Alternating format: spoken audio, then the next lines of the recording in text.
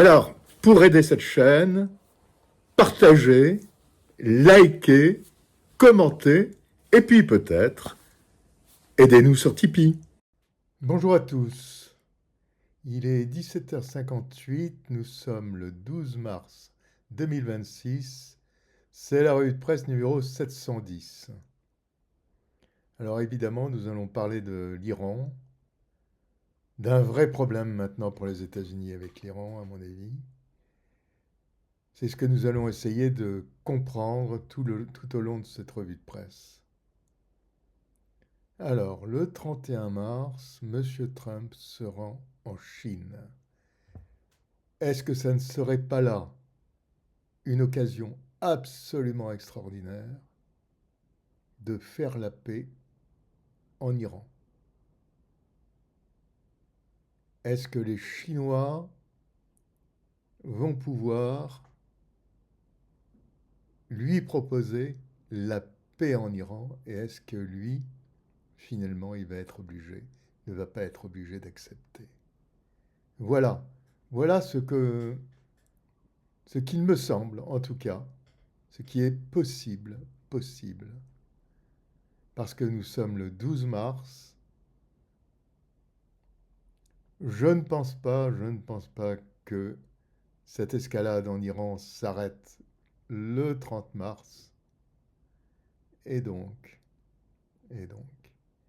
il va falloir peut-être pour M. Trump de se dire qu'il faut s'arrêter. Espérons. Voilà mes chers abonnés, c'est la revue de presse numéro 710. Nous sommes le 12 mars 2026. Au revoir. أبونا بيير كان حمينا وهو مات وحمانا كلنا سوا فدانا بدمه هو.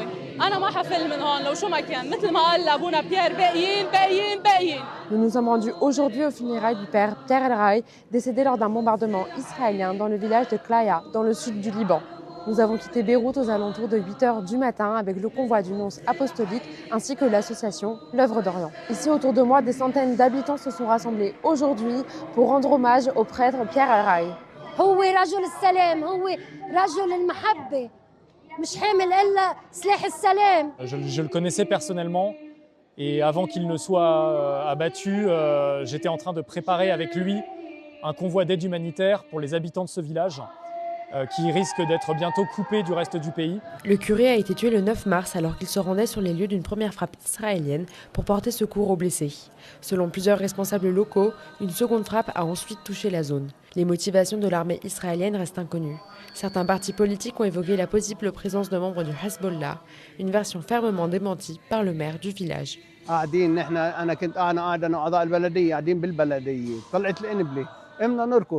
وصلنا لمطرح ما طلعت القنبله في زلمه ومرته بالبيت اللي هو بيت محدود بيت صغير يعني ضربونا قنبله ثانيه القنبله الثانيه اللي قتلت ابونا وجرحت 4 غيره بس نحن على الارض ما شفنا شيء. Sur place, l'émotion est très forte. Les personnes qui sont venues sont endeuillées. Beaucoup craignent une intensification des bombardements israéliens, mais malgré cela, la plupart nous ont confié qu'elles refusaient de quitter leur village. Les habitants des villages chrétiens du sud Liban ont fait le choix de rester sur place parce qu'ils savent et ils ont perçu les ordres d'évacuation de toutes les localités au sud du Litanie comme un risque d'annexion ou de zone tampon qui ne leur permettrait plus de retourner chez eux s'ils partent. بنسمع أصفه ما حدا بفل من الضيعة ما حدا فل ولا منفل مرق علينا حروب من 100 سنة وما فلت ضيعة. نحن بنسمع كل شيء وفاهمة كل شيء وماني خايفة أبدا حتى لو صاروا حتى ضربوا هون نحن مستحيل نفل. Aujourd'hui, habitants et responsables religieux disent se sentir abandonnés par l'État libanais. Ils vivent quotidiennement dans la crainte des frappes israéliennes et appellent l'armée libanaise à renforcer sa présence alors qu'elle s'est retirée de plusieurs positions frontalières. Depuis longtemps, l'État ne prend jamais en considération tout le Sud, pas seulement nous. Tout le Sud est oublié par le centre du pays. خلي الجيش اللبناني اللي هو موجود عندنا وموجودين هون خليهم يغطونا ويسكرونا لحتى ما يفتش علينا مسلحين ونتجنب ضربات إسرائيل. Après la cérémonie, le cercueil du curé a été transporté jusqu'au cimetière du village, accompagné par une foule nombreuse venue lui rendre un dernier hommage.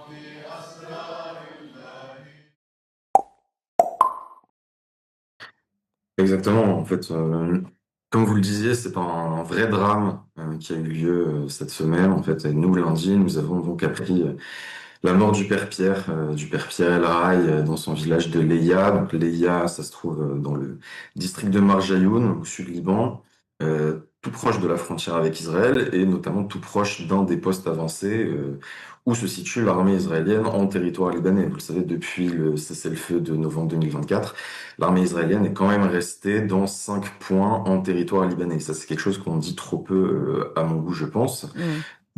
Et donc, en fait, oui, le père Pierre est décédé des tirs d'obus d'un char Merkava israélien qui se trouvait à quelques centaines de mètres du village.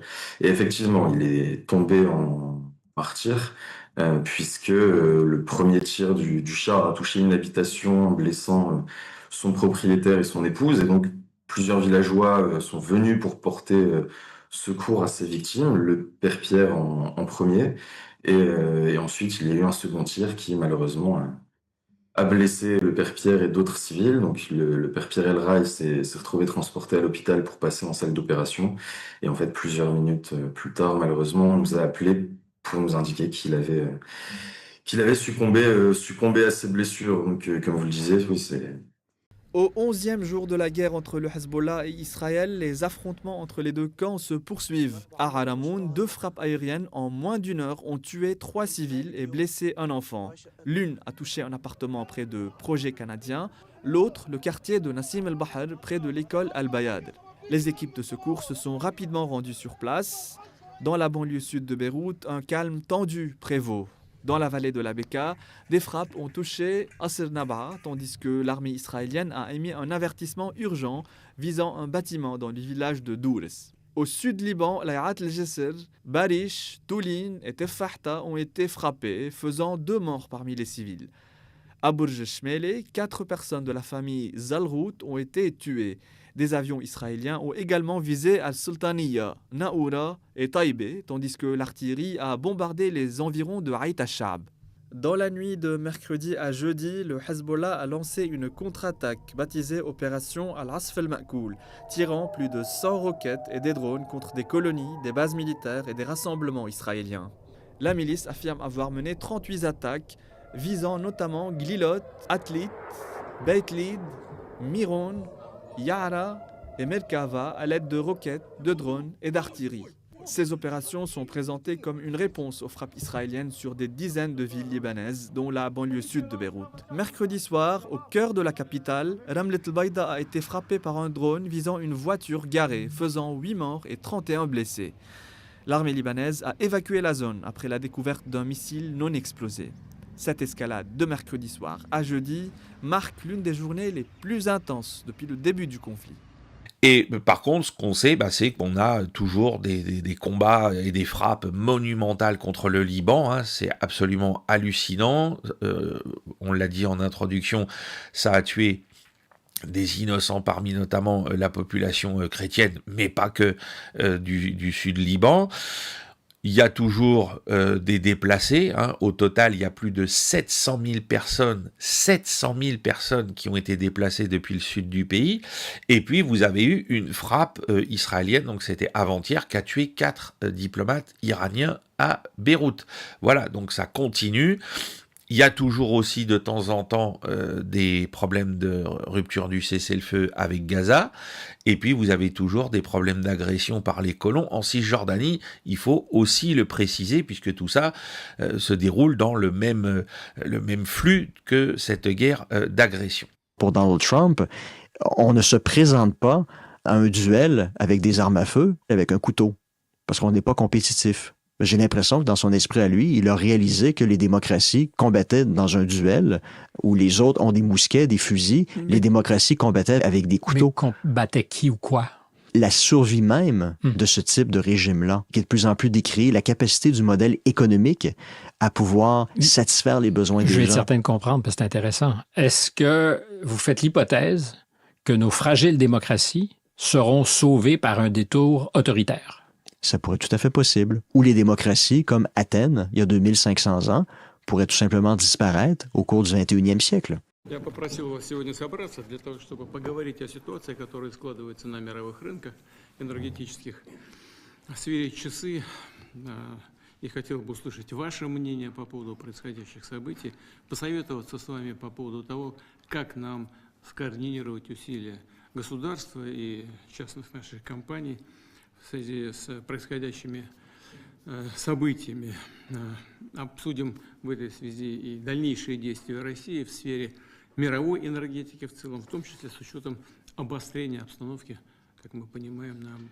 Voilà, il y a eu des déclarations de Vladimir Poutine, je crois, hier ou avant-hier, qui a rappelé que les États-Unis ont voulu mettre toutes les relations économiques internationales en danger, enfin, les ont mises en tout cas, qu'ils ont voulu déstabiliser le Moyen-Orient encore une fois, que la Russie a toujours été, dit-il, mine de rien, un fournisseur fiable, enfin sûr et stable pour le monde entier. En Europe, évidemment, il est fiable pour des partenaires fiables. Donc là, ça réduit le nombre. Vous avez la Hongrie, la Slovaquie. Bon. Pour les autres, comme il a dit, si les autres ont besoin de nous, eh bien qu'ils viennent, qu'ils fassent amende honorable en fait, et donc qu'ils fassent des concessions sur l'Ukraine, parce que pour l'instant, comme il l'a dit, les Européens ont voulu couper toute relation énergétique avec la Russie, et on vient de prendre d'ailleurs des décisions à cet effet qui disent que fin 27, c'est terminé.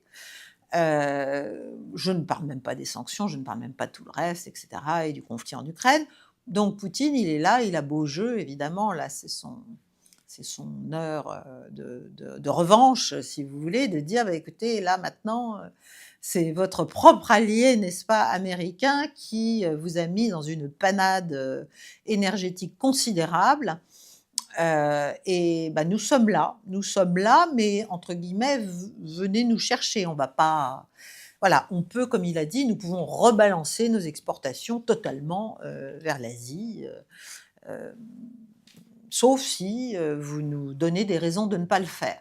Je suis tenté de dire que l'Iran a probablement davantage de capacité de nuisance, que les États-Unis n'ont militairement la capacité, sans intervenir directement sur le sol, à faire tomber le régime.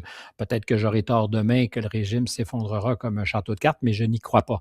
Donc la capacité de nuisance est de peser très lourdement sur la vie des consommateurs et pas que des citoyens, aux États-Unis et aussi en Europe, où ça fait très, très peur.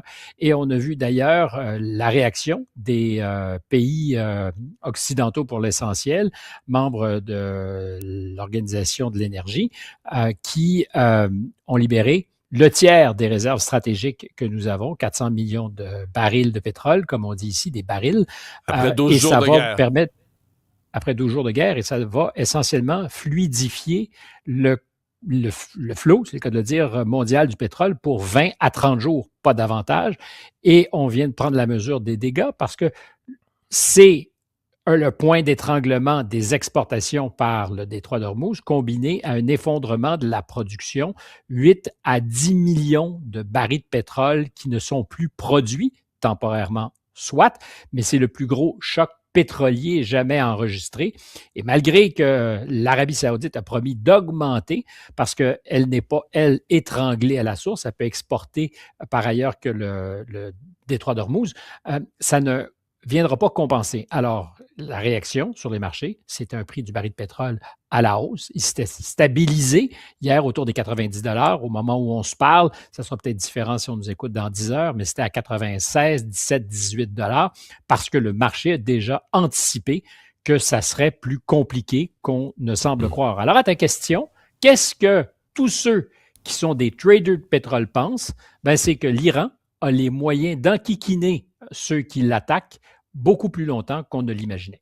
Le président iranien Massoud Pezeshkian a énuméré les conditions pour mettre fin à la guerre avec les États-Unis et Israël. Elles comprennent la reconnaissance des droits légitimes de l'Iran, le paiement de réparations et des garanties internationales fermes contre toute agression future. Et dans un message publié sur la plateforme de réseau social X, M. Pezeshkian a exprimé l'engagement de l'Iran en faveur de la paix dans la région. Plus tôt dans la journée, les forces armées iraniennes ont averti qu'elles lanceraient une riposte massive si les États-Unis frappaient les points iraniens. Le président américain Donald Trump affirme que les États-Unis ont gagné la guerre, mais que le travail doit être achevé. Donc là, la question pour les Américains, c'est comment maquiller une défaite en victoire, en fait. Comment sauver la face? Comment sauver la face? Parce qu'ils peuvent peut-être détruire en Iran tout ce qui ne bouge pas, hein, parce que tout ce qui bouge, c'est un peu plus compliqué, mais ça ne va pas effondrer a priori le régime, ni désintégrer la société iranienne comme ils le souhaitaient.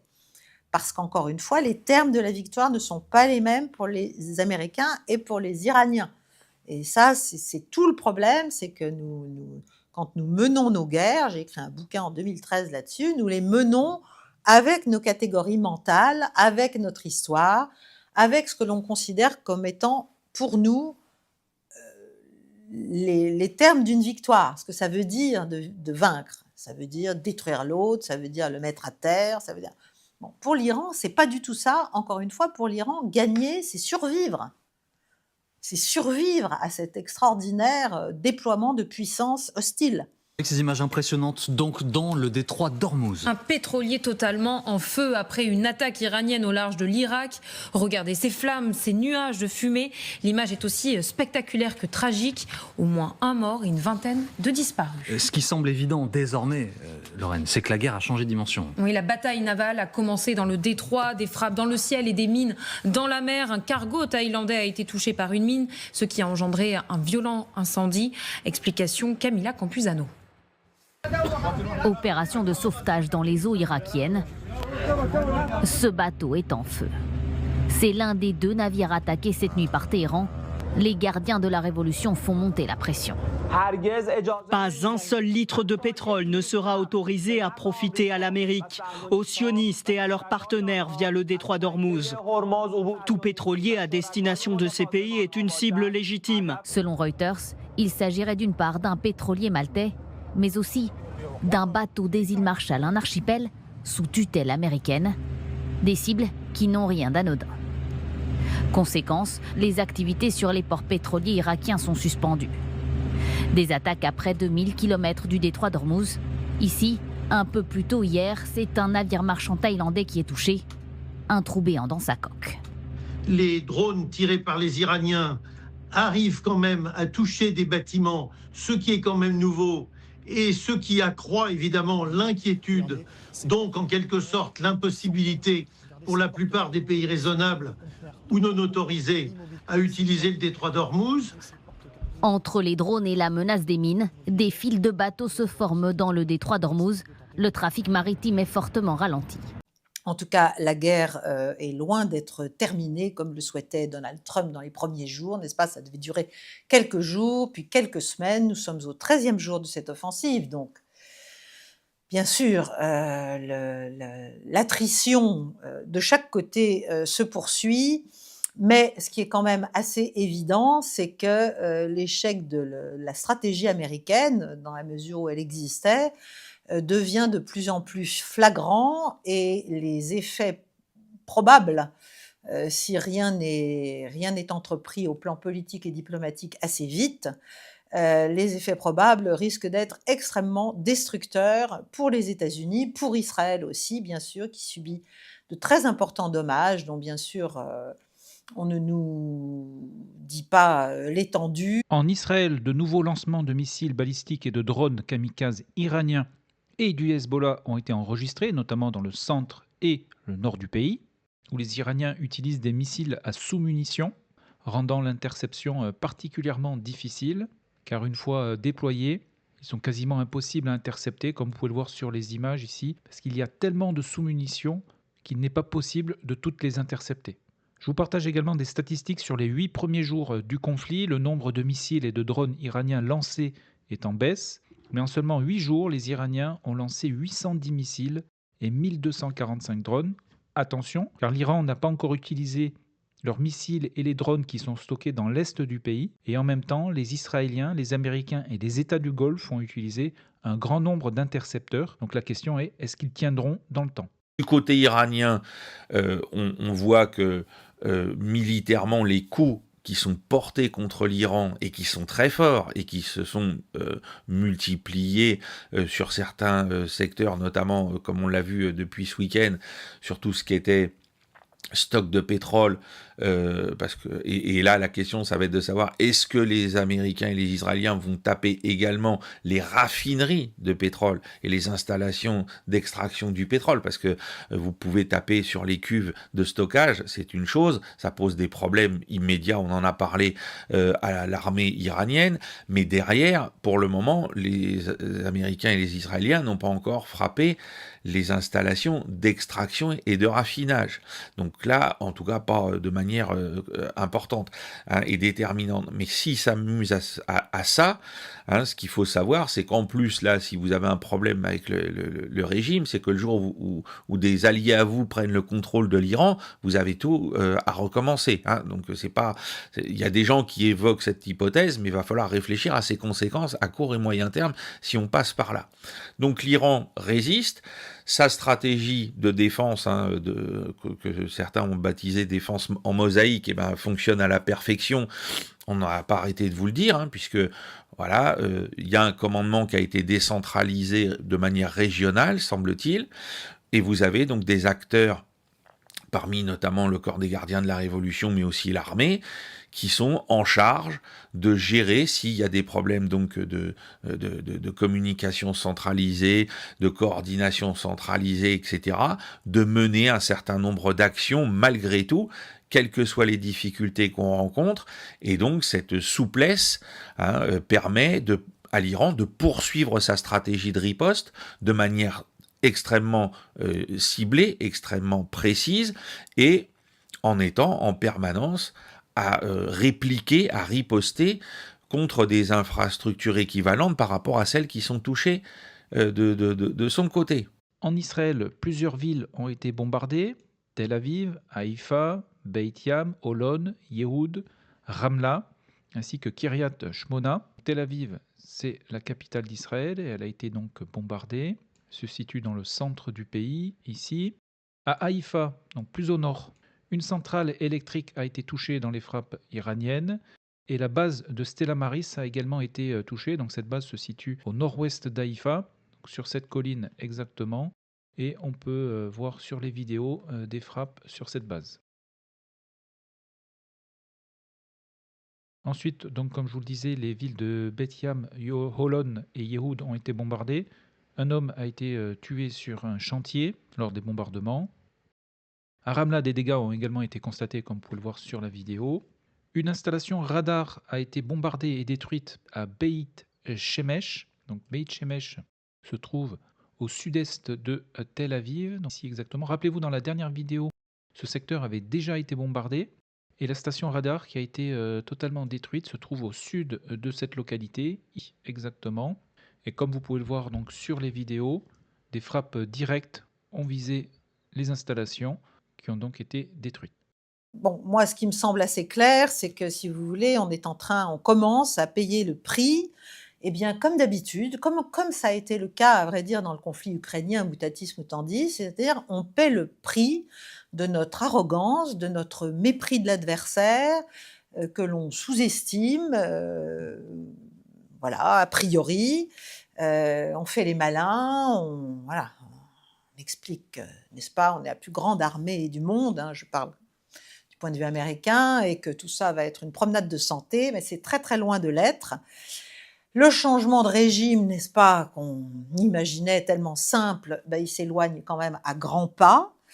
Le système institutionnel iranien tient.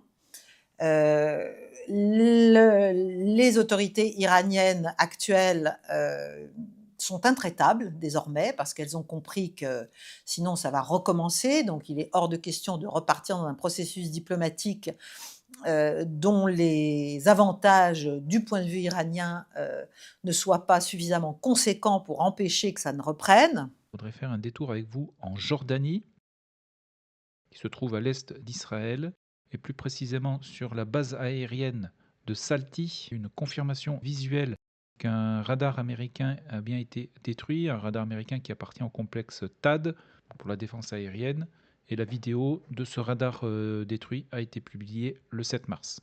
On voit le problème posé à Donald Trump aujourd'hui, qui est un écart qui est en train de grandir entre le récit triomphal que les autorités américaines, à commencer par Donald Trump, ne cessent de faire du déroulement de ce conflit, qui se déroule encore mieux que prévu, qui va encore plus vite que ne l'avaient anticipé les militaires, qui est en train d'écrabouiller toute forme de résistance côté iranien, et en face, la réalité de l'impact de ce conflit, dont on apprend désormais qu'il a touché ces ripostes iraniennes qui visent les États-Unis, au moins une quinzaine de sites américains. Le Pentagone qui a dû reconnaître hier qu'il y avait 140 blessés parmi les soldats américains, dont 8 sont blessés gravement aujourd'hui, auxquels s'ajoutent les 8 victimes, les 8 soldats qui sont morts sur ce théâtre d'opération. S'y ajoute enfin, et évidemment pour les consommateurs américains, c'est le point central, cette hausse des prix du carburant, une 50aine de cents sur le gallon, ces 4 litres qui mesurent l'unité d'achat de l'essence aux États-Unis, ça commence à faire beaucoup. Le divorce entre les objectifs israéliens et américains aussi se creuse parce que, il me semble assez clair qu'Israël, qui a souhaité cet engagement contre l'Iran, bien sûr avec l'aide américaine et s'y est préparé, arrive à ses limites, mais veut essayer de conserver les États-Unis dans la guerre, si vous voulez, de les engluer pour que ça devienne, pour avoir peut-être plus de chances d'arriver à leurs objectifs et éventuellement de poursuivre la déstabilisation du Moyen-Orient, parce que c'est quand même ce qui est en train de se produire, et ça aussi c'était assez logique et on pouvait l'attendre, on pouvait s'y attendre.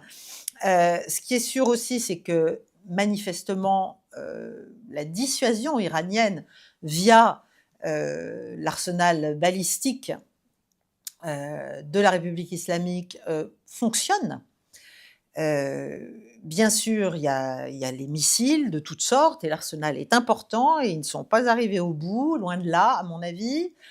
Là aussi, on a sous-estimé, sous-calibré probablement, très probablement, ce qu'ils ont en stock. Mais il y a bien sûr aussi les drones qui font de très gros dégâts et il y a surtout une capacité de nuisance économique qui là est en train de se voir de manière éclatante et dramatique avec le blocage de facto, bien sûr, du détroit d'Ormuz. Nous allons maintenant nous rendre en Irak, l'Irak qui se trouve à l'est de la Syrie, donc entre la Syrie et l'Iran. En Irak, des événements particulièrement actifs se sont déroulés dans le nord du pays, notamment à Erbil, où les attaques contre les installations américaines, les infrastructures kurdes et les nœuds de communication se sont poursuivies. À Bassora, un autre MQ-9 Reaper, donc un drone américain, a été abattu. Et dans la province de Kirkouk et dans la région d'Al-Qaïm, l'aviation américaine a frappé des positions des forces de la mobilisation populaire, qui est une milice chiite, donc liée à l'Iran.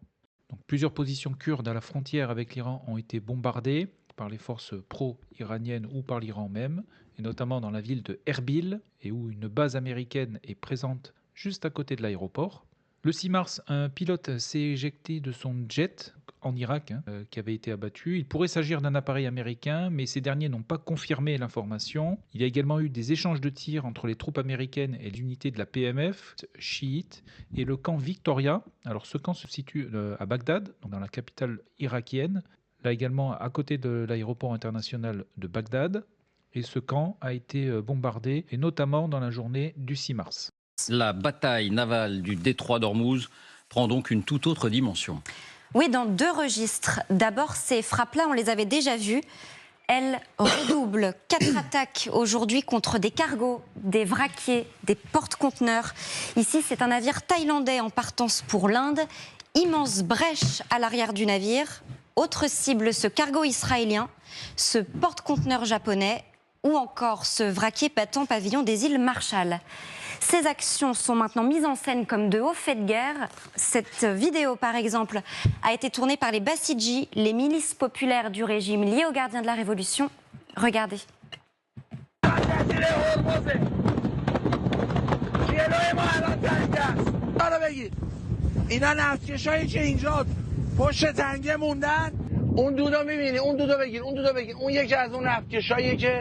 یعنی به محض اینکه روشن میکنن تو رادار میان یه چند ده متر جابجا میشن سپاه با پهپاد میزنه هشدارم نمیده همون اول میزنه.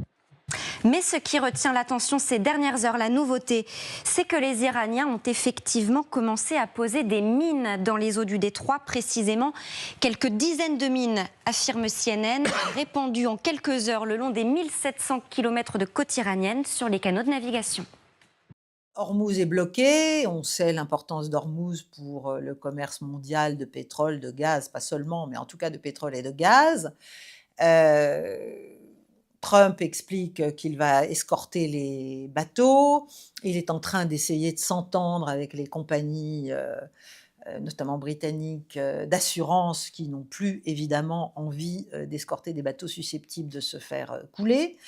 Je ne sais pas ce que tout ça va donner, mais enfin, on est très très loin de voir Hormuz de nouveau libre de circulation, parce que de toute façon, il y a un certain nombre de rampes de lancement qui sont encore possibles, qu'elles soient mobiles ou qu'elles soient enterrées, qui pourraient toucher les navires qui se hasarderaient à vouloir passer malgré tout. Et bien sûr, je parle aussi de ceux qui pourraient les escorter. Donc c'est une situation extrêmement dangereuse, extrêmement volatile. Au plan économique, on commence à le voir. Le prix du pétrole et du gaz s'envole, tout simplement. Le port Salman au Bahreïn a également été bombardé le 8 mars. Alors ce port se situe juste à proximité du quartier général de la 5e flotte américaine, qui, rappelez-vous, j'en avais déjà parlé dans les précédentes vidéos, avait été bombardé et avait là également perdu son radar, qui avait été détruit par un Shahed 136 le 28 février. Toujours au Bahreïn, la raffinerie de Babco a été bombardée le 9 mars. Alors celle-ci se trouve un petit peu plus au sud. Comme vous pouvez le voir, elle est assez importante. Suite à ces bombardements, la raffinerie a interrompu ses livraisons, même si l'incendie a été maîtrisé depuis. C'est à l'intérieur de cuves comme celle-ci que la France va puiser pour arroser le marché de pétrole. Des réservoirs qui constituent aujourd'hui nos réserves stratégiques. De quel stock disposons-nous ? La France détient aujourd'hui l'équivalent de 118 jours d'importation, répartis dans 81 sites sur l'ensemble du territoire. Du pétrole brut, mais aussi des produits raffinés pour éviter des pénuries en cas de tension. C'est une partie de ces réserves qui vont être utilisées. Nous avons décidé, dans le cadre de l'Agence internationale de l'énergie, la trentaine de pays qui le composent, de libérer jusqu'à 400 millions de barils, ce qui équivaut à environ 14,5 millions pour les réserves stratégiques françaises. En débloquant 400 millions de barils, quel effet est attendu ? Il s'agit avant tout d'envoyer un signal au marché financier, selon cet expert. Par cette annonce, de rassurer les marchés sur le fait que, quand bien même des routes sont bloquées, on aura de quoi approvisionner l'économie en pétrole grâce à la libération de ces stocks stratégiques. Libérer ces stocks stratégiques, est-ce efficace pour faire baisser les prix ? Pas toujours. Les pays de l'Agence internationale de l'énergie y ont déjà eu recours plusieurs fois, la dernière en 2022, pendant la guerre en Ukraine. Mais on le voit sur cette courbe. En mars, malgré l'arrivée de millions de barils, les prix du marché augmentent légèrement. Puis en avril, ils stagnent. Pour ce spécialiste, les réserves stratégiques peuvent limiter la flambée des prix, mais pas forcément l'arrêter. Si le marché se rend compte que finalement ça ne couvre pas, c'est peut-être pas suffisant, etc., vous pourriez avoir une poursuite de la hausse du Brent. Ce n'est pas une garantie contre la hausse des cours. C'est une garantie d'avoir du pétrole à la pompe. C'est tout à fait différent. Les 400 millions de barils libérés représentent environ 20 jours des volumes de pétrole exportés via le détroit d'Hormuz. Où plusieurs tankers ont été touchés ces derniers jours, mais également des tankers iraniens ce qui perturbe grandement la navigation dans le détroit d'Ormuz. Et si on se rend sur Marine Traffic, comme vous pouvez le constater, donc le nombre de navires a largement diminué, mais le détroit n'est pas totalement fermé puisque certains navires tentent le passage, à savoir que certains tankers depuis l'Iran vers la Chine ont réussi à passer. Donc ça, c'est le site Marine Traffic. Vous pouvez voir l'état de la navigation en temps réel. Je vous partagerai le lien en description, ainsi qu'un autre site, UKMTO, qui relate tous les incidents maritimes. Et là, comme vous pouvez le constater, il y a eu plusieurs incidents dans le détroit d'Ormuz. Donc plusieurs navires ont été touchés dans des frappes. Comme vous pouvez le voir, il y en a plusieurs. Et là, donc sur l'écran, ici sur la gauche, vous pouvez voir toutes les descriptifs de chacune des attaques. Donc là également, je vous partagerai le lien en description pour que vous puissiez avoir ces informations. L'Iran a averti que le monde devait se préparer à une hausse du prix du pétrole pouvant atteindre $200 le baril. Cette annonce intervient alors que l'Agence internationale de l'énergie a accepté de procéder à un déblocage historique de 400 millions de barils provenant des réserves stratégiques mondiales de pétrole afin de stabiliser les marchés énergétiques en pleine effervescence dans le contexte du conflit. Les 32 pays membres de l'AIE ont commencé à coordonner leurs efforts, et notamment le G7, la République de Corée, les Pays-Bas, l'Autriche, le Portugal et plusieurs autres pays européens. Les États-Unis contribueront à hauteur de 172 millions de barils, l'Allemagne de 19,5 millions, la France de 14,5 millions et le Royaume-Uni de 13,5 millions en réponse à la perturbation des flux pétroliers dans le détroit d'Ormuz. Le conflit en cours a gravement affecté près de 90% des exportations régionales de pétrole et entraînant une augmentation significative des prix mondiaux du brut. 32 pays ont donc décidé de verser 400 millions de barils de pétrole sur le marché pour essayer de calmer les prix des carburants. Ça représente, pour qu'on ait une idée, 20 jours des volumes exportés via le détroit d'Ormuz, a dit Emmanuel Macron. Mais ce matin, François, en regardant les cours flamber de nouveau, on se dit que c'est un pansement sur une jambe de bois. Vous disiez flop, là, juste avant la pub. Écoutez Thomas, les marchés ont répondu à la question. Le cours du pétrole a pris 7% ce matin, après avoir grimpé de 5% hier, juste après l'annonce du déblocage des stocks. On est donc repassé au-dessus des $100. Ce qui a provoqué en réalité ce nouvel accès de fièvre, c'est l'attaque de 3 navires cette nuit, dont 2 pétroliers dans les eaux territoriales irakiennes. La persistance du blocage du fameux détroit d'Ormuz inquiète de plus en plus les marchés mondiaux du pétrole. Et donc ce déblocage de stocks, c'était un coup d'épée dans l'eau, on peut déjà dire ça ? Disons qu'on comptait sur un effet psychologique, en se disant tout ça c'est de la psychologie. Mais pour la psychologie, on a mis le paquet. C'est le déblocage le plus important jamais opéré par les quelques 30 pays membres de l'Agence internationale de l'énergie. Vous l'avez dit, 400 millions de barils. Pour vous donner un ordre d'idée autre que celui que vous avez rappelé, c'est 4 jours de consommation mondiale. Donc c'est quand même pas rien.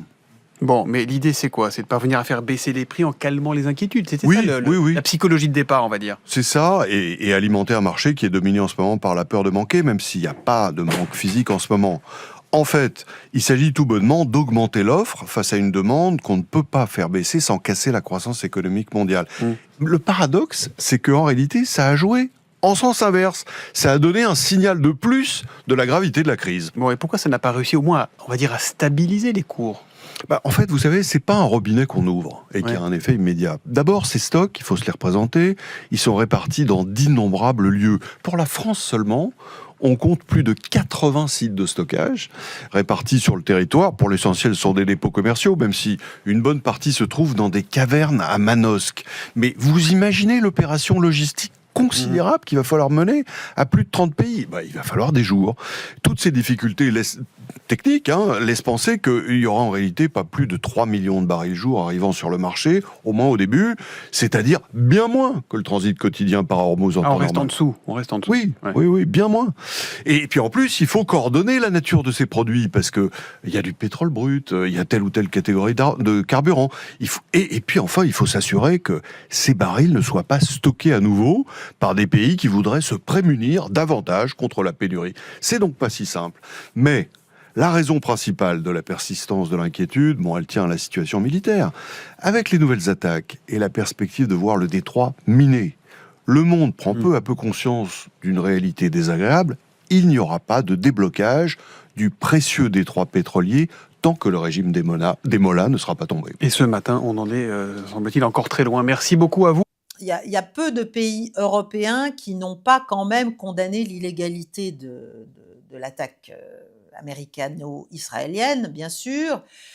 Mais pour l'instant, alors il y a la France qui fait un peu cavalier seul parce qu'elle a des capacités que n'ont pas les autres et qui donc a envoyé le Charles de Gaulle pour défendre ses alliés, les pays arabes avec lesquels nous avons des accords dans la zone.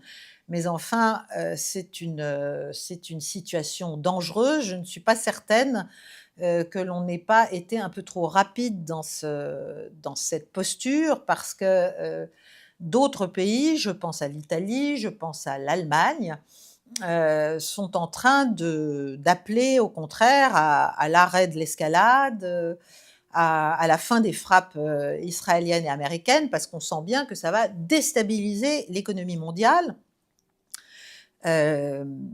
Et il me semble que nous devrions vraiment, nous aussi, même si on a envoyé le porte-avions et son escorte, et son groupe aéronaval, faire quand même attention à ce que nous ne soyons pas engagés assez vite, j'allais dire comme proxy américain, là, si la situation se tendait encore davantage au plan militaire.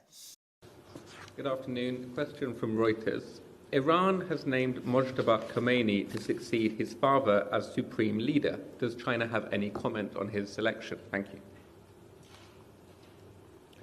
我们注意到有关报道，这是伊方基于本国宪法做出的决定。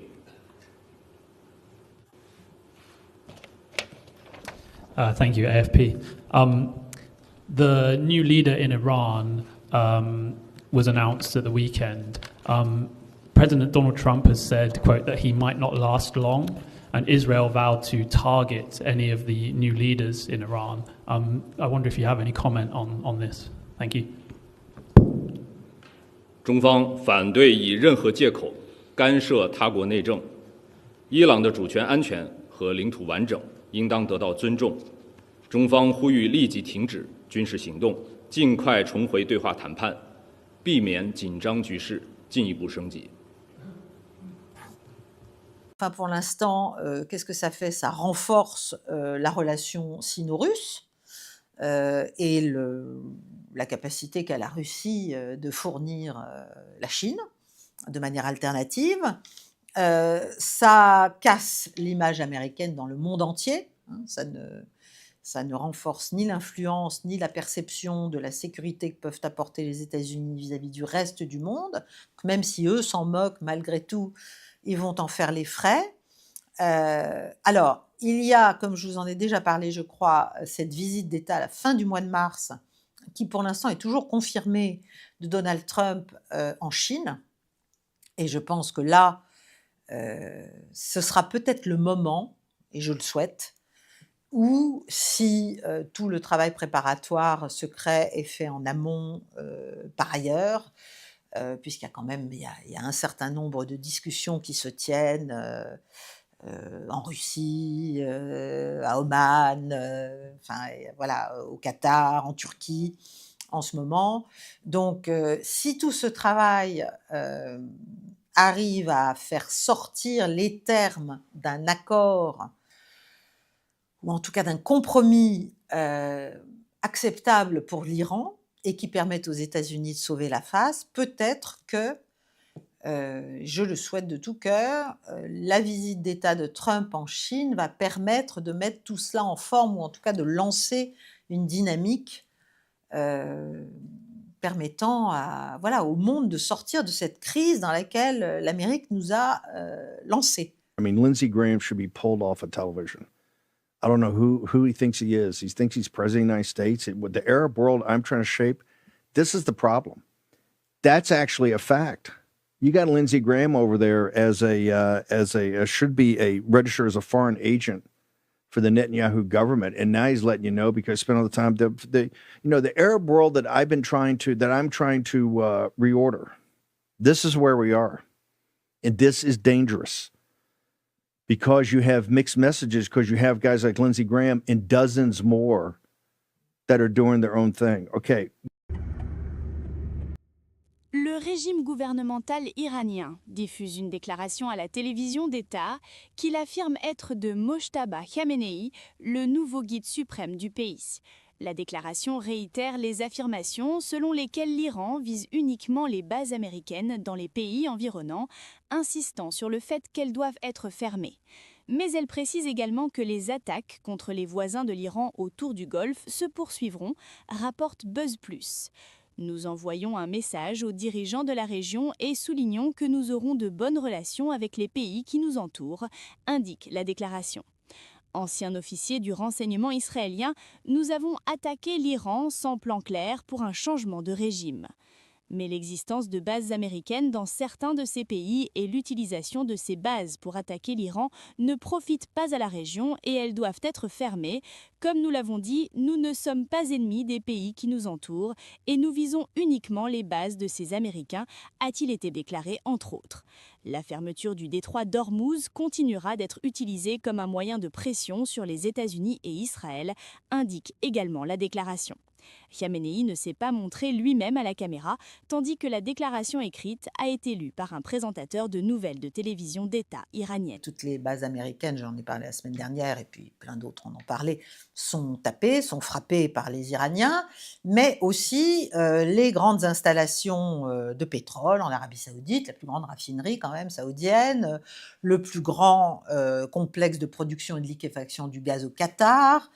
Voilà, il y a des frappes iraniennes dont les Iraniens disent qu'ils le font en légitime défense parce qu'en fait, ils ont été attaqués.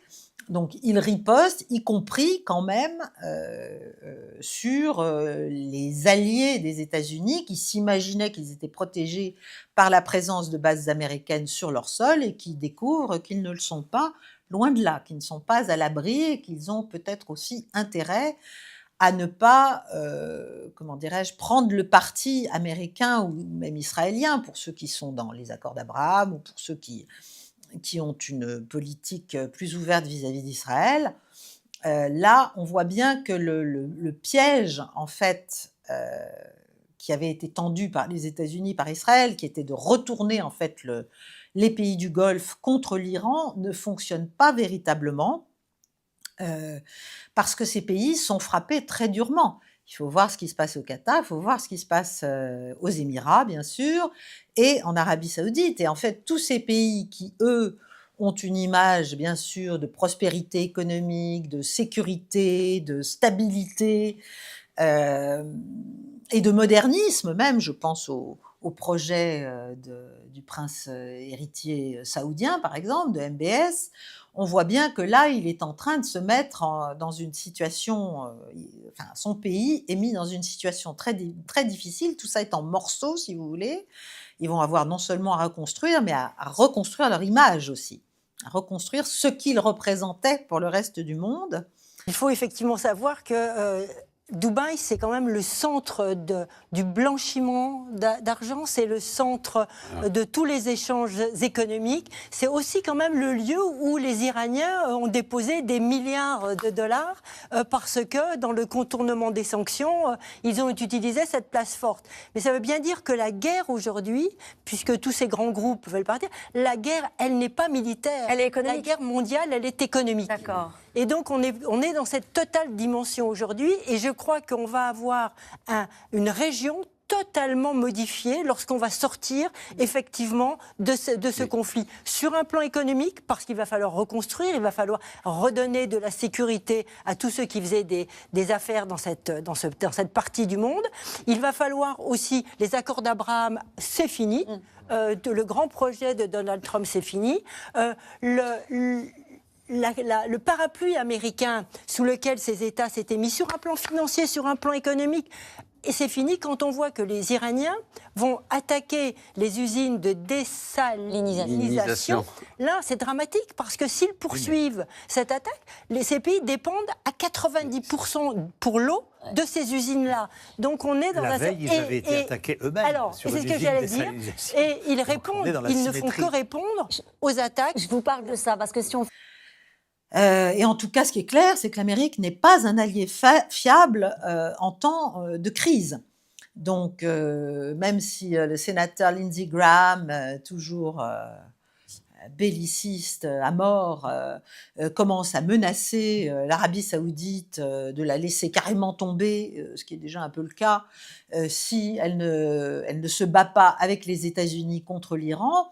Si vous voulez, il y a une réalité, il y a un effet de réalité pour ces pays arabes qui ont, dans des proportions diverses, des parties de leur population qui sont chiites, et de ce point de vue-là, l'assassinat de Ali Khamenei, là aussi, de mon point de vue, a été une erreur stratégique, à moins qu'on ait voulu vraiment semer le chaos dans tout le Moyen-Orient, mais c'est un peu ce qui se passe de facto, si vous voulez. C'est-à-dire, on a quand même tué un leader spirituel, religieux, politique, et du point de vue des populations chiites du monde entier, mais aussi d'une fraction des populations sunnites, c'est quelque chose de très grave dont on a manifestement pas considéré que ce serait dangereux ou que ça pourrait avoir un effet boomerang lourd. Parce que ce qui est intéressant, c'est justement, vous citez la Turquie. Alors, je crois que la Turquie, d'ailleurs, a pris des positions un peu différentes dernièrement, mais l'Arabie saoudite, par exemple, est plutôt une alliée objective d'Israël aujourd'hui contre l'Iran. Non, plus aujourd'hui, parce qu'en fait, depuis le début des années 2020, l'Arabie saoudite a commencé à normaliser ses relations avec l'Iran sous les auspices de la Chine, et les pétromonarchies commencent à comprendre, c'est vrai, avec beaucoup de retard, qu'elles seront aussi au menu. Je rappelle la déclaration du Premier ministre qatari le 10 septembre dernier, lorsque Israël a frappé Doha pour saboter les négociations entre le Hamas et les États-Unis. Il a déclaré que le gouvernement de Netanyahou était un gouvernement terroriste, qu'il avait commis un acte terroriste contre le Qatar, et qu'il se demandait si la restructuration, le remodelage plutôt du Proche-Orient promis par Netanyahou n'intégrait pas aussi les pétromonarchies. Donc il y a depuis un certain nombre d'années une diversification stratégique des pétromonarchies, notamment l'Arabie saoudite, qui comprennent que, notamment comme la Turquie d'Erdogan, qu'ils ont été les voitures béliers des États-Unis et d'Israël pour faire tomber Bachar el-Assad, mais qu'ils sont les cibles suivantes. Donc, que se passe-t-il pour l'instant ? Manifestement, l'Arabie saoudite mènerait des pourparlers, alors secrets non, puisque, vous voyez, même moi je le sais, mais discrets, avec l'aide du Qatar, avec l'aide de l'Égypte et avec l'aide même de la France, pour essayer de contenir le conflit, en fait, de contenir le conflit, que ça n'ait pas un impact radical, économique et financier trop lourd. Je ne sais pas où ça en est, cette initiative, on le saura assez vite. Ce qui est sûr, c'est que les Iraniens, pour l'instant, en tout cas officiellement, ne sont absolument pas preneurs d'une quelconque négociation avec les États-Unis, en tout cas sur la base des déclarations de Donald Trump et des désirs de Donald Trump qui expliquent qu'il voudrait une capitulation inconditionnelle. Donc ça, c'est encore une fois, ça paraît... c'est un peu fou, si vous voulez. C'est un peu comme l'Ukraine et derrière l'Europe et les États-Unis pendant longtemps qui disent à la Russie, qui a la main militairement, de capituler et de se retirer de ce qu'elle a pu prendre du territoire ukrainien. Ça ne fonctionne pas comme ça dans le monde réel, en fait. Mais ça fonctionne manifestement comme ça dans les esprits de ceux qui dirigent les États-Unis aujourd'hui. En tout cas, au plan militaire, les Iraniens, bien sûr, n'ont évidemment pas du tout la force de frappe américaine, c'est évident, mais ils font quand même un carton. Ils font quand même un carton et surtout, leur objectif est d'aveugler les États-Unis, en fait, pour les empêcher d'arriver à éliminer toutes leurs rampes de lancement et tout leur arsenal balistique. Ils ont, vous savez, détruit plusieurs radars d'alerte précoce américains qui étaient dans la zone. Ils détruisent les systèmes d'interception, donc THAAD et Patriot. Les stocks américains, mais ça aussi, tout le monde le savait, mais on a fait comme si ce n'était pas un problème, ne sont pas quand même en très bon état, et jusqu'à quel point vont-ils permettre de soutenir une offensive de cette envergure, je ne sais pas. En tout cas, les gardiens de la Révolution continuent de les détruire, si vous voulez. Je pense au contraire qu'on voit de plus en plus que cette catastrophe, que c'est une catastrophe, que cette opération ne va nulle part. Au contraire, 11 jours. Vous êtes pressé, 11 jours. Oui, on est au 11e jour. 11 jours, mais ça va, on ne voit absolument pas comment ça, si ça évolue positivement. Alors, 11 jours, peut-être qu'il y en aura 22, 33, mais on n'a absolument pas aucune perspective. On voit bien que les Américains n'ont aucun plan. Et donc, on voit au contraire les Européens sortir du bois les uns après les autres. C'est-à-dire, au début, il n'y avait que le Premier ministre espagnol, auquel je rends hommage ici, qui, le premier, a dit c'est une opération illégale et absurde. Et on voit maintenant, la France est venue, la Suisse, votre Suisse elle-même en est venue, l'Italie en est venue. Donc on voit au contraire un mouvement où, à part l'Allemagne, la plupart des pays européens admettent ce qu'ils auraient dû admettre il y a un certain temps. C'est une opération qui ne conduit nulle part. Je voudrais aussi souligner que ce à quoi nous assistons, c'est quand même la mort d'une région. Parce que tout le Golfe, vous savez, avait créé ces villes absolument ahurissantes, fondées sur le travail de 2 ou 3 millions de Pakistanais en bas et quelques milliers de locaux en haut, avec des Libanais, des Palestiniens, des Américains pour faire fonctionner le tout. Bien là, ça va être difficile pour relancer toute cette économie. Abu Dhabi, Dubaï, Qatar, Doha, etc. Ça va être difficile de faire revenir les gens dans ces villes. Donc, il y a une évolution, à mon avis, des buts de guerre américains qui, au départ, étaient assez confus. Enfin, il y a eu des déclarations dans tous les sens. Mais en gros, c'était le changement de régime, l'installation d'un régime favorable, la décapitation, bien sûr, de tous les responsables. Enfin, il s'avère qu'on les décapite, mais le niveau en dessous prend et assume l'autorité et arrive à tenir le pays pour l'instant, en dépit de toutes nos tentatives. Mais ce qui me semble assez clair, c'est qu'on n'est plus dans le changement de régime. Là, les Américains ont compris que c'était un peu en panne, ça.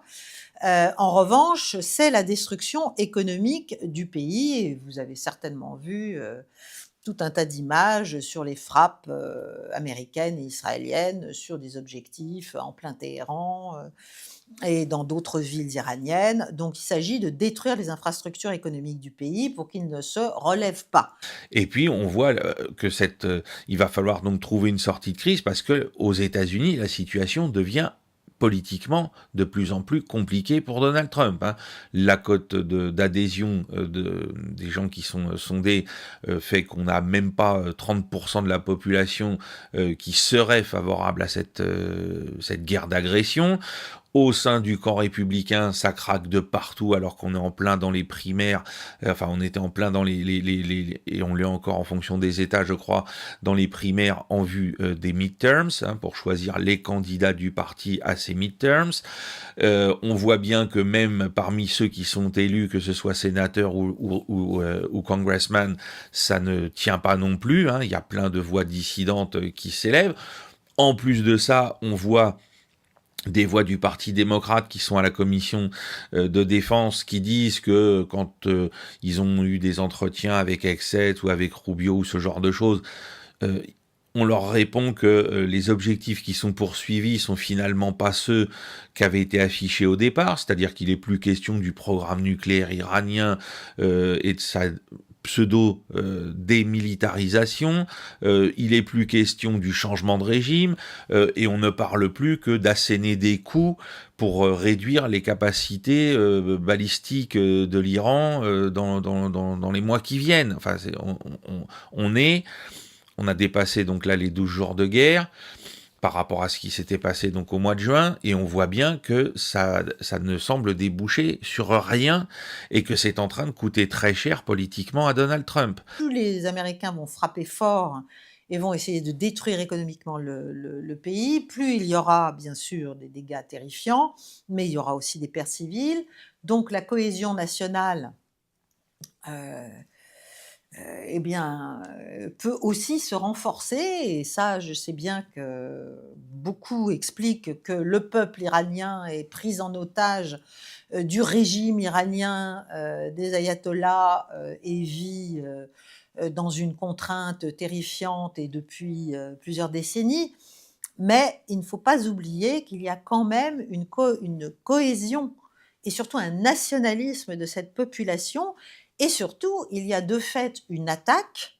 Et je dirais que face à une attaque, eh bien, une population assez naturellement ne se fractionne pas, mais elle se rassemble. Donc ça aussi, c'est notre ethnocentrisme, notre manière de concevoir les choses, d'imaginer que tout va se morceler, que les gens vont se diviser, que les uns vont se battre contre les autres. Je ne dis pas que ça n'existe pas, je ne dis pas qu'il n'y a pas des parties de la population iranienne qui est finalement heureuse que le pays soit en train d'être détruit parce qu'ils s'imaginent que derrière il y aura un régime ouvert et moderniste. Bon, ça reste à voir avec qui, comment. On sait bien que politiquement, il n'y a pas en Iran, à ma connaissance, de courant politique alternatif, parce que le régime ne le laisse pas exister, évidemment, et que l'imposition d'un pouvoir de l'extérieur, c'est un peu comme les frappes aériennes, si vous voulez, ça ne marche pas. Ça ne peut pas marcher. Les frappes de décapitation, que ce soit via une frappe ou via des attentats ou ce genre de choses, qu'ont pu avoir lieu donc au cours des 24 premières heures de cette guerre d'agression, eh bien, ça n'a rien eu comme effet. Sinon, comme on l'a expliqué, donc, de mettre à la place d'Ali Khamenei son fils.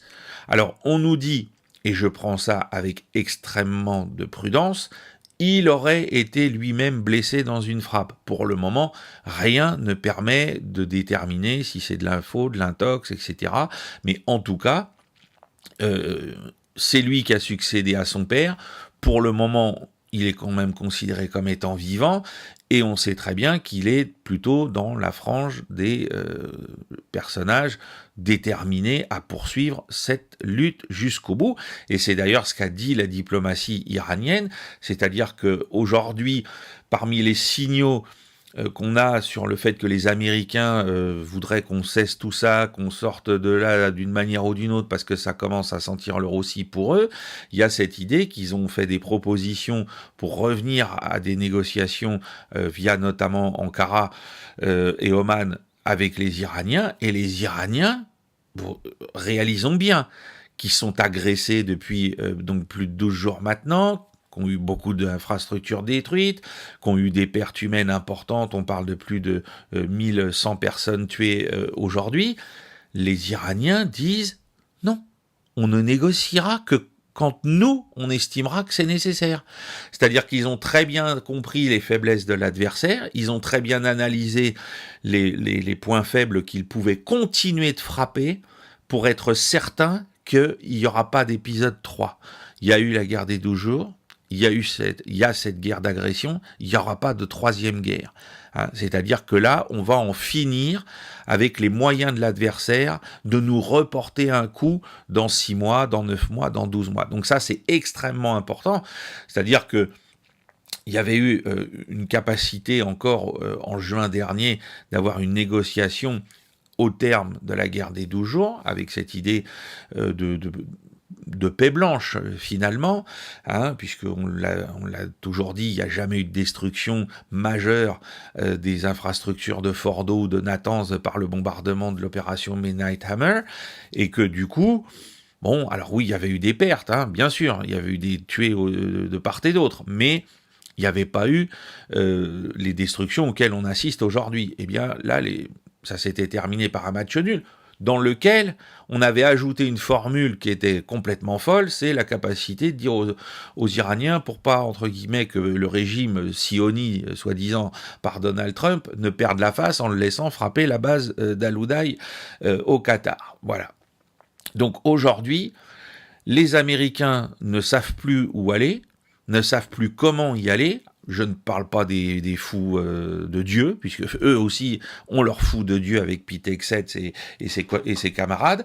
Je parle des gens raisonnables. Hein. On entend aussi qu'il y a des voix au Pentagone qui répètent ce qu'elles avaient dit avant que soit déclenchée cette guerre, c'est-à-dire qu'il faut l'arrêter, hein. Ils avaient dit il faut pas y aller, maintenant ils disent il faut l'arrêter au plus vite à cause des problèmes de stock de munitions dont on a déjà parlé. Et puis en face, vous avez pour la première fois l'Iran qui dit non, c'est bon là, les histoires de nous proposer la paix après nous avoir agressés et puis de croire qu'on va plier, puis qu'on va vous offrir, parce que les Iraniens sont pas stupides, ils savent très bien que si ils acceptent la paix là, maintenant, Donald Trump va dire, vous voyez, le régime n'a pas forcément changé exactement comme on voulait, mais on a tout cassé, hein, parce que ça, ce narratif, qu'est-ce qu'on l'entend, hein, on a tout cassé, c'est limite si là encore ils reprennent pas l'expression immonde de James Baker, le secrétaire d'État de George Bush père, quand il avait dit à Tareq Aziz, le premier ministre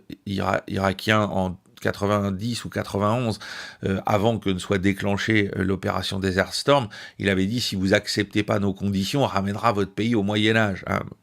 On aurait pu entendre ça aujourd'hui à l'égard de l'Iran.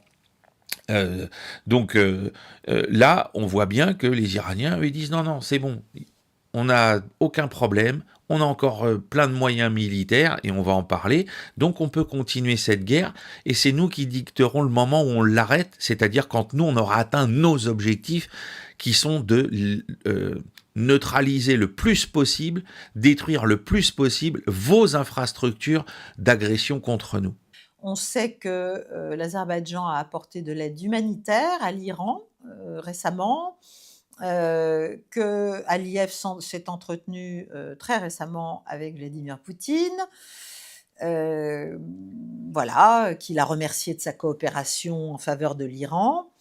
Bref, il y a en tout cas un hiatus entre la situation militaire, les problèmes militaires encourus par les Américains sur le terrain, le défi à leurs objectifs militaires même, et israéliens bien sûr, et le narratif, si vous voulez, la manière dont c'est présenté dans les grands médias, et dont c'est présenté surtout à la Maison-Blanche, parce qu'il y a des déclarations lunaires du président qui continuent à expliquer que tout va très bien, tout se passe très bien, et même les problèmes économiques, dit-il, en fait, ne touchent pas les Américains qui produisent tellement de pétrole et de gaz. Bon, ça touche les autres, mais ça touche beaucoup moins l'Amérique. Bon, c'est un message assez clair de mépris et d'indifférence aux conséquences subies par les alliés des États-Unis, en l'espèce les Européens, malgré tout. Que nous, ça casse complètement nos équilibres monétaires, financiers, énergétiques, industriels. Pour l'instant, ça n'a pas l'air de le traumatiser à partir du moment où les États-Unis s'en sortent bien. Mais c'est faux.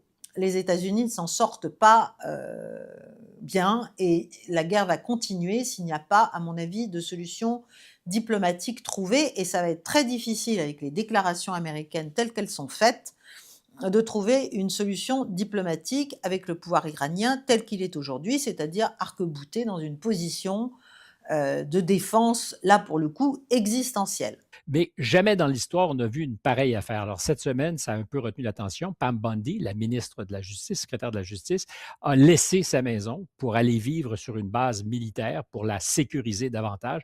Puis on imagine qu'elle ne se déplace pas autrement qu'avec une... Vivre sa vie, son quotidien.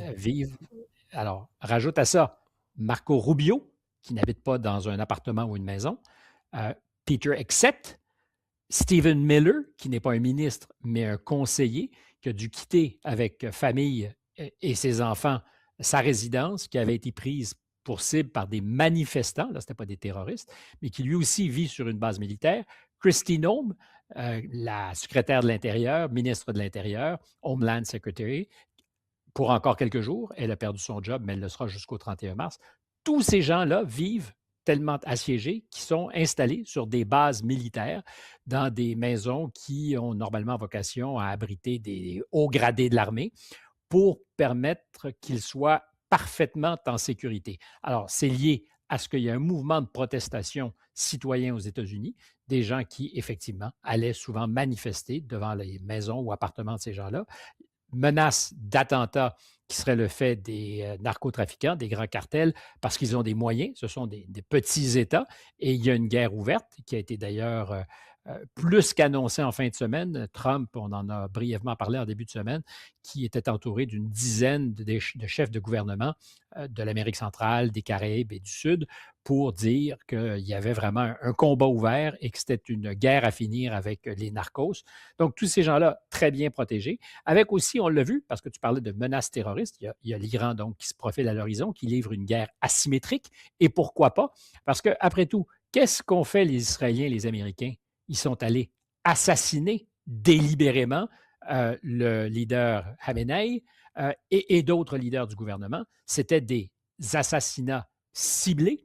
Donc, si c'est possible pour les Israéliens et les Américains, pourquoi ne le serait-ce pas pour les Iraniens, qui avaient d'ailleurs déjà annoncé il y a quelques années que John Bolton, ancien conseiller à la sécurité nationale de Donald Trump, était dans leur collimateur.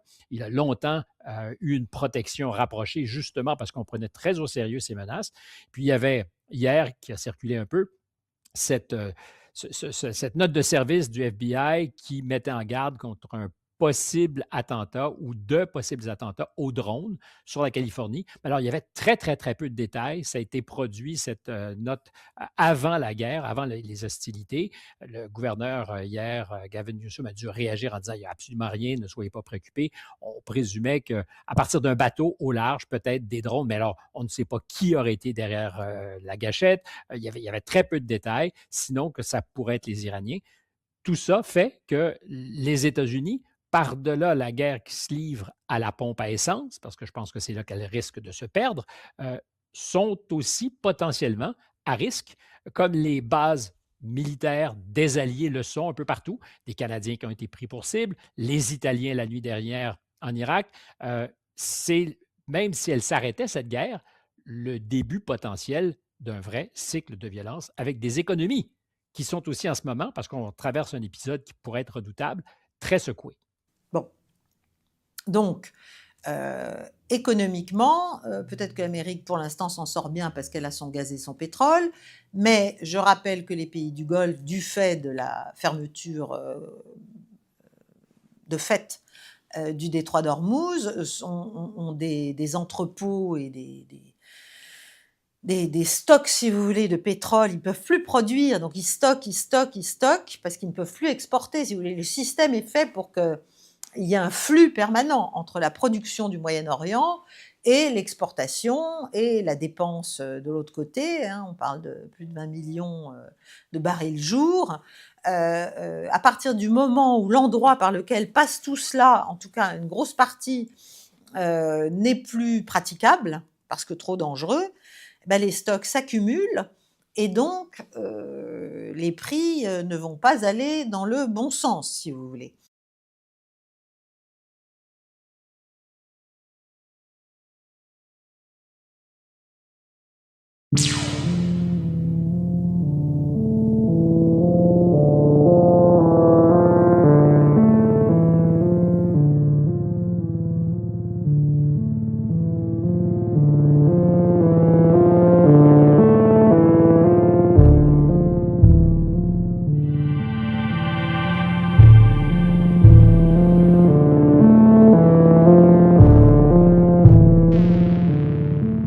Alors, pour aider cette chaîne, partagez, likez, commentez, et puis peut-être, aidez-nous sur Tipeee.